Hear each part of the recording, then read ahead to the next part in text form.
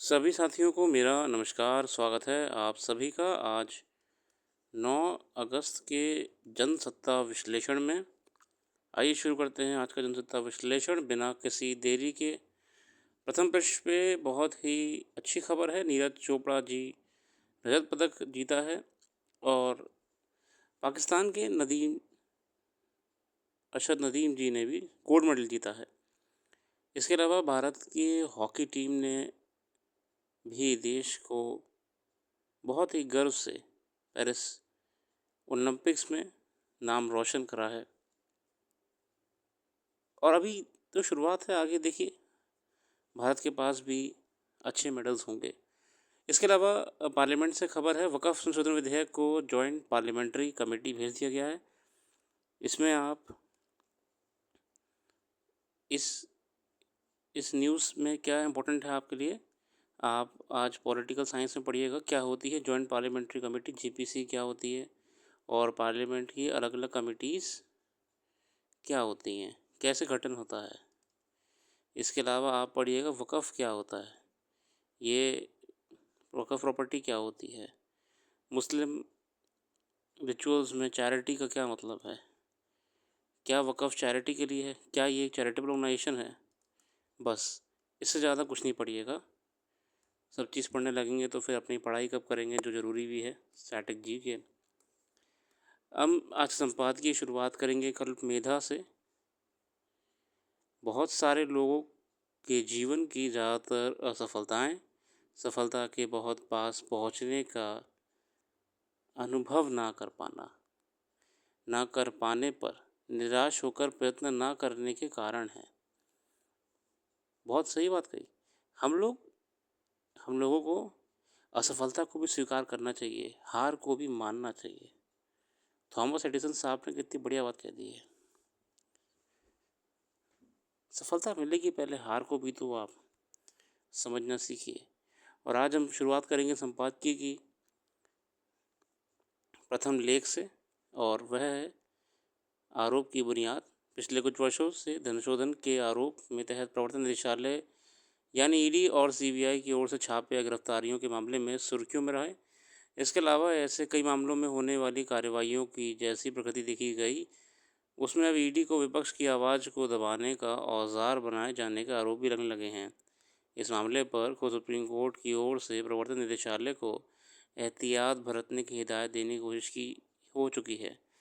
साथियों, असल में क्या हुआ है कि हाल ही में कई केसेस में, जैसे कि अभी एक केस था, अगर मैं नाम गलत नहीं बोल रहा हूँ, सुनील अग्रवाल जी का।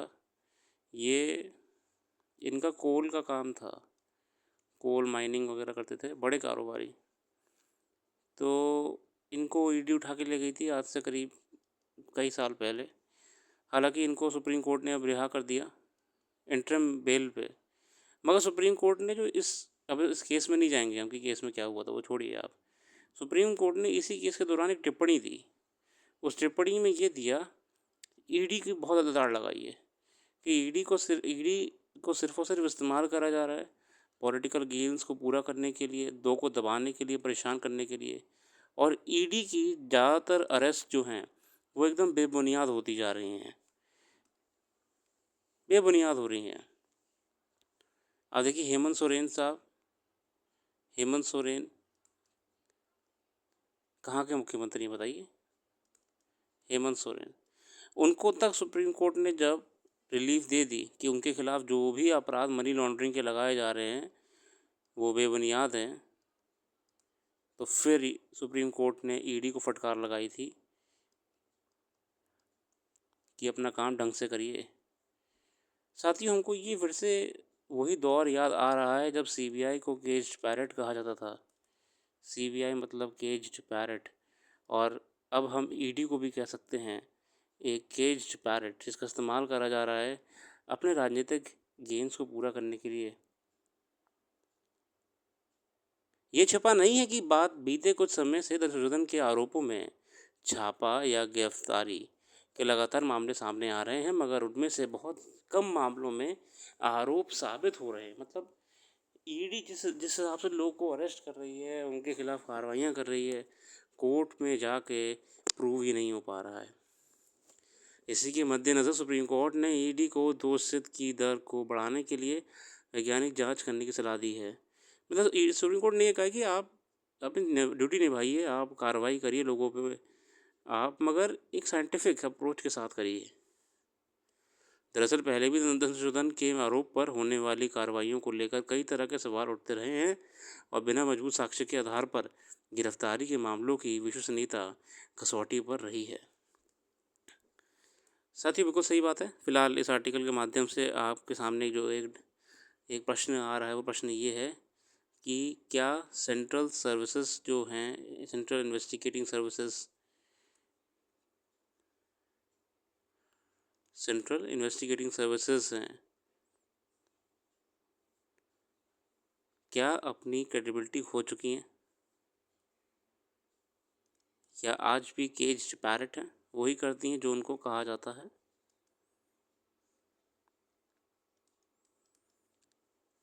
क्या ये एथिकल डिलेमा है एक ऑफिसर का कि उसको जो काम करना चाहिए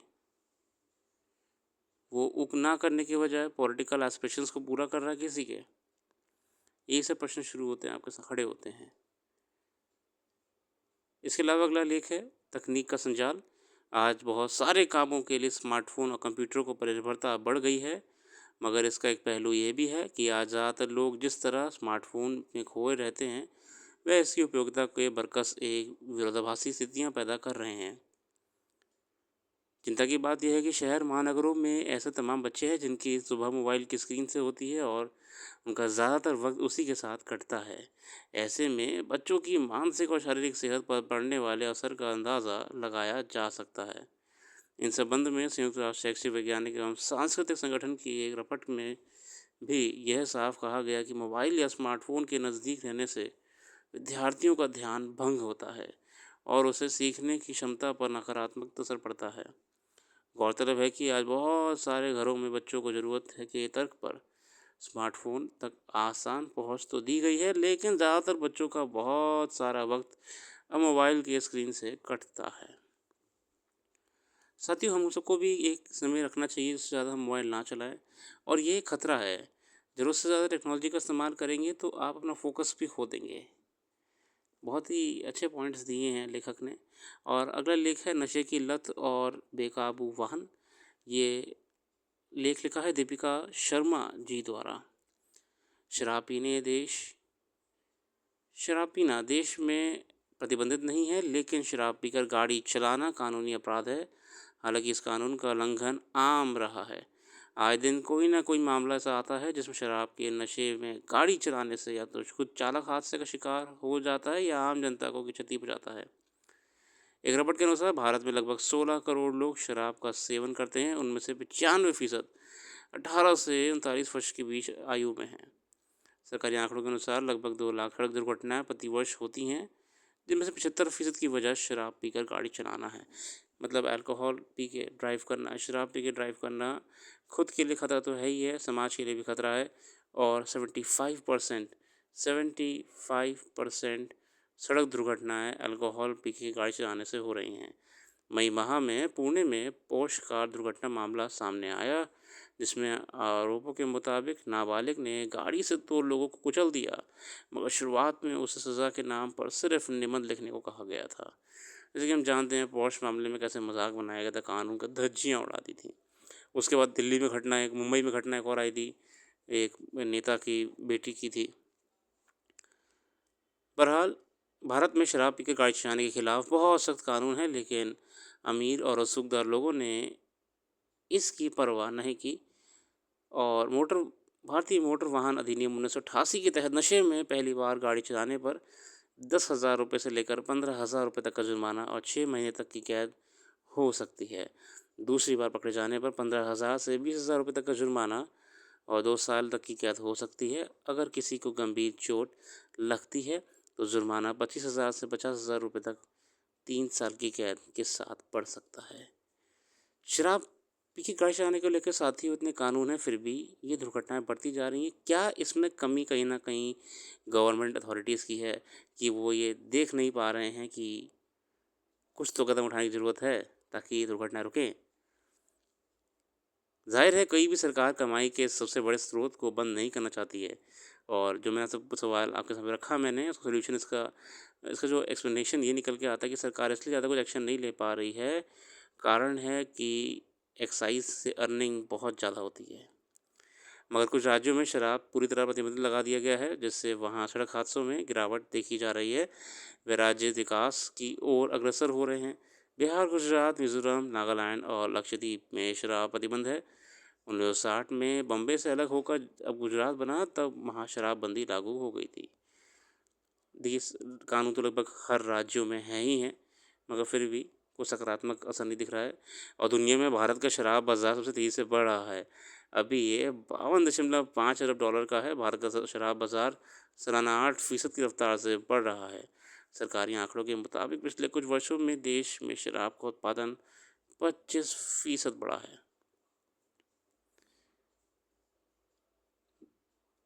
साथियों, एक बात आप भी सोच सकते हैं कि अगर सरकार की मजबूरी है कि वो सिर्फ इसलिए अल्कोहल वगैरह पे इतना कंट्रोल नहीं कर सकता क्योंकि इससे बहुत ज़्यादा रेवेन्यू जनरेट होता है। तो अगर रेवेन्यू बढ़ाना है तो क्या राय है आपकी, क्या करना चाहिए कि इस रेवेन्यू को सब्स्टिट्यूट कर दे सरकार, कोई और चीज़ से अर्न करना शुरू कर दे और यहाँ पे अल्कोहल बैन कर दे, क्योंकि ना तो ये कोई समाज में इतना अच्छा कंट्रीब्यूशन दे रहा है और समाज तो छोड़िए उस व्यक्ति को भी नहीं दे रहा है, हेल्थ वाइज भी नहीं दे रहा है, ना ही वेलबींग के हिसाब से दे रहा है। क्या सॉल्यूशंस हैं आप लोग बताइए कमेंट सेक्शन में, क्या सॉल्यूशन हो सकते हैं इसके, और क्यों नहीं पूरे देश में शराबबंदी कर दी जाए। क्या ये हाइपोथेटिकल सिचुएशन रहेगी, क्या ऐसा पॉसिबल है, सोचिएगा। क्योंकि शराब के होने से समाज में कुछ ऐसा बड़ा भारी परिवर्तन नहीं आ रहा है। कुछ नहीं होता है तो हज़ारों लोग की मौत हो जाती है हुज ट्रेजेडीज़ में। कच्ची शराब जब बेकार क्वालिटी की बनती है तब कुछ नहीं होता है तो सामान्य जीवन में सड़क दुर्घटनाओं में लोगों की मृत्यु हो जाती है। तो क्या कंट्रीब्यूट कर रहा है, कंट्रीब्यूट सिर्फ इतना कर रहा है कि सरकार को रेवेन्यू जनरेट करके दे रहा है, बस इससे ज़्यादा कंट्रीब्यूट नहीं कर रहा है। कंट्रीब्यूट तो नहीं कर रहा है, ज़्यादा ले ही रहा है समाज से। शांति, सेहत, मानसिक संतुलन, जीवन जीवन और सामाजिक स्थिरता। सोचिए इस बारे में, कैसे हम इसे अल्टरनेट कर सकते हैं। How can we alternate the revenue which is being earned from the excise income और अल्कोहल। आप लोग भी बहुत एक अच्छा अप्रोच रखेंगे तभी आप चीज़ों को और समझते रहेंगे, और अच्छे अप्रोच के साथ ही जीवन में आगे बढ़ना चाहिए।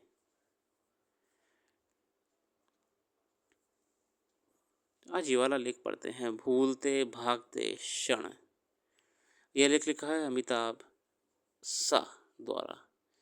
वर्षों गुजर जाने के बाद भी बीते दिन पल पल लुभाते हैं। बचपन में रेत के घर बनाना, कंचे या टापू खोलना खेलना, झमाझम बरसात में कागज़ की कश्ती तैराना, कागज़ के तिकोने हवाई जहाज़ बना बना कर उड़ाना, ऐसी बालमन की छोटी छोटी खुशियों से लबालब लम्हे ताउम्र यादों में बस जाते हैं। इन यादगार लम्हों की कोशिश है कि जब जब याद करते हैं तब तब मन पुलकित हो उठता है। जब शोहरत और दौलती तामझाम से लदते हैं तो ऐसे यादगार पलों को जो पाना ज़िंदगी से दूर हटता जाता है। नतीजन आसपास बिखरी हरी भरी घास और पेड़ बूटों पर खिले फूलों को निहारने से चूकते जाते हैं। मतलब हम देखिए जब जीवन में इतना ज़्यादा भौतिकतावाद में घुस जाते हैं, पैसा, जॉब, करियर, गाड़ी, बंगला, घर, कंज्यूमरिज्म, हम उन जीवन की छोटी-छोटी खुशियों से दूर चले जाते हैं। वह गार्डन में खेलना, फूल, पत्ती, पेड़-पौधों से बात करना, इस चीज़ को खो देते हैं हम। पतंग उड़ाना, साइकिल चलाना। रिसर्च फॉर माइंड लैब के neuropsychologist doctor David Lewis का मानना है कि पतंग उड़ाना, रेत के घर बनाना, नाव तैरना जैसे छोटे-छोटे अनुभव इंसान को हमेशा याद रहते हैं। कुछ दिनों पहले दिल्ली को एक नामी निजी स्कूल के संस्थापक अतीत से प्यार के बारे में बताने लगे कि उनको स्कूल में 40 वर्षों के बाद हाल ही में फिर से नया निर्माण कराया गया। बाहरी दीवार से लेकर मैदान, गलियारे, कक्षाएं, पुस्तकालय, क्लिनिक और शौचालय तक को नई शक्ल दी गई। उसके बावजूद पुराने विद्यार्थी स्कूल आते हैं तो कहते हैं, सर पहले सादे रूप में स्कूल ज़्यादा भाता था। इस पर सोच में पड़ जाना स्वाभाविक है कि कुछ करोड़ रुपए खर्च करने के बावजूद कोई चीज़ अगर अच्छी ना लगे तो यही कहेंगे कि अतीत हमेशा अच्छा लगता है। जब बच्चा स्कूल में पढ़ता है तो स्कूल में कक्षाओं के बीच से भागता है, ना जाने के बहाने ढूंढता है, जबकि स्कूल से निकल जाने के बाद वही विद्यार्थी स्कूली दिनों को ज़िंदगी के सबसे बेहतरीन दिन मानता है। बुजुर्ग होने तक हर मन फिर स्कूल जाने को बेकरार रहता है। सच है कि टूटी फूटी खटारा साइकिल पर दूर दूर तक आना जाना, टिन की छत से पानी टपकना, गंदी गलियों में रहना या गर्मी में खुली छत पर सोना, और बारिश आ जाए तो बिस्तर सिर पर उठाकर नीचे भागना, आज भी याद करके हर किसी को वह पुराने दिन अच्छे लगते हैं। तब उस दौर को जाते वक्त बेशक हमन ऊबता रहा हो, उन मुश्किलों से मुक्ति का रास्ता खोजने के लिए जुटे रहे हों, लेकिन आज मुड़ कर देखते हैं तो उनसे सुकून पाते हैं। मतलब हम जीवन में जिन चीज़ों को छोड़ के आगे जाने का प्रयास करते हैं साथियों, एक समय ऐसा आता है कि हम फिर पीछे मुड़ के देखते हैं कि यार वक्त तो वो भी सही था। भले ही ये वर्तमान वक्त बेहतर है मगर वक्त तो वो भी सही था।